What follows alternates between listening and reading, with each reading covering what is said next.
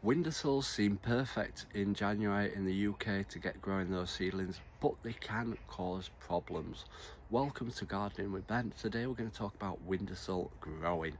Now, when I first got my allotment, I looked at seed packets and I thought, oh, it says January, I can start these off now. We can get them growing and get them going ready for my allotment and planting out when it gets warmer.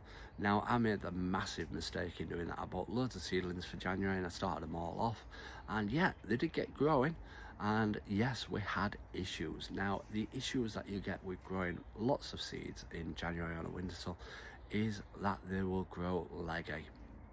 Now, leggy means that the natural light from a windowsill will stretch the plants, and it will cause issues because they grow really thin and spindly and they don't grow well at all, and it causes a lot of issues in the long term.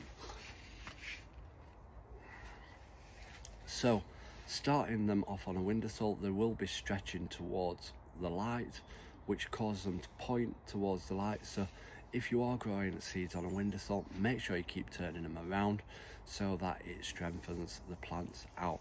Now, like I said in previous videos, the only seeds that I start this month are the aubergines, peppers and chilies.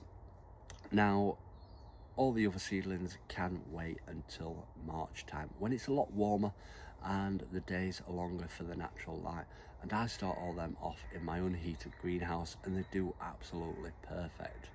Now, obviously starting them off on a windowsill, it does get cold at night, so the cold comes through the window and it will affect the roots, it can affect the plants, and it can affect them in growing. So be careful what you do start on your windowsill and wait until it's warmer and start them off in March time.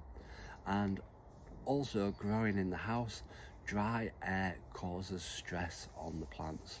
Obviously it's pretty dry in the house, you don't get much moisture, and it can affect the plants and affect the growing of it, and you don't want to waste money on seedlings and lose them all. So it's better off sometimes waiting until it's warmer, until it's nicer to get growing all them plants in your greenhouse and polytunnel.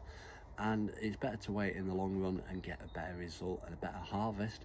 And what's a couple of extra months? Yes, you do get excited at the beginning of the year thinking, oh, I can get back to my garden and get growing again, but there's always plenty of other jobs to be doing around January, February time down at the allotment. You can be cleaning your greenhouses out, you can be digging over your beds, getting them all ready, and then in March, April time, concentrate on growing the seedlings and potting them all on and preparing them all ready for growing in summer.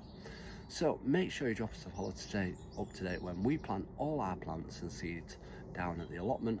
Until next time, everyone, remember, keep smiling, keep shining, and keep gardening with Ben, everyone.